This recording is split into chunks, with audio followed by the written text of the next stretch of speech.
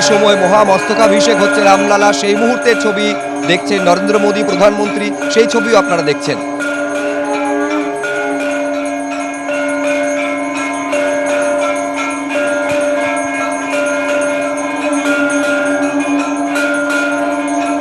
আমি আবার কথা বলবো আমাদের প্রতিনিধি অর্ণব মুখোপাধ্যায়ের সঙ্গে। অর্ণব, যেমনটা তুমি বলছিলে, এটা সম্ভব হলো যেভাবে?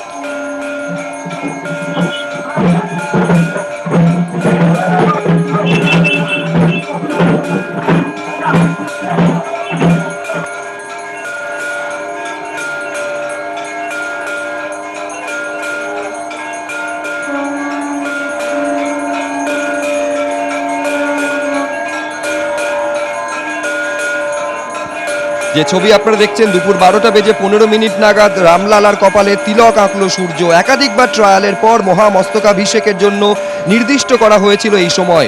গত 20 বছরে পৃথিবীর গতিবিধি অনুযায়ী অযোধ্যার আকাশে সূর্যের সঠিক দিক নির্ধারণ করেন বিজ্ঞানীরা। আর এরপর মন্দিরের ওপরের অংশে আয়না বসানোর স্থান এবং কোণ নির্দিষ্ট করা হয়।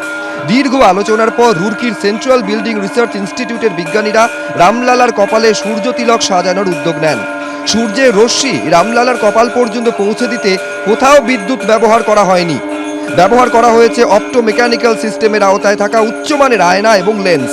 সূর্যরশ্মি প্রথমে পড়ে মন্দিরের ওপরের স্তরে বসানো আয়নায়। এরপর 3টি লেন্সের মধ্যে দিয়ে সেই রশ্মি প্রতিফলিত হয় দ্বিতীয় স্তরে রাখা আয়নায়। আর এরপর রামলালার কপালে তৈরি হয় 75 মিলিমিটারের তিলক, যা স্থায়ী হয়েছিল প্রায় 4 মিনিট।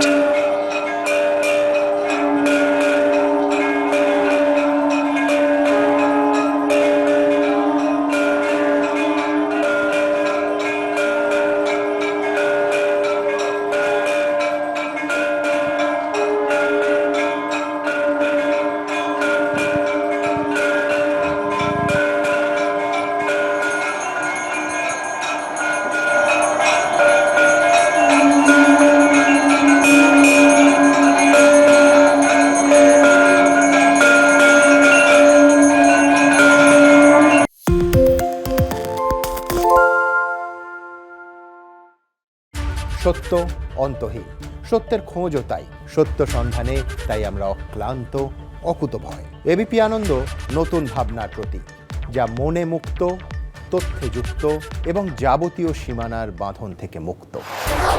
সীমা না শব্দটির মধ্যে লুকিয়ে আছে মানা শব্দটি, যেন চোখ রাঙানি এক অদৃশ্য বেড়াজাল, যা আটকে রাখে আমাদের এক ছোট্ট গণ্ডির মধ্যে।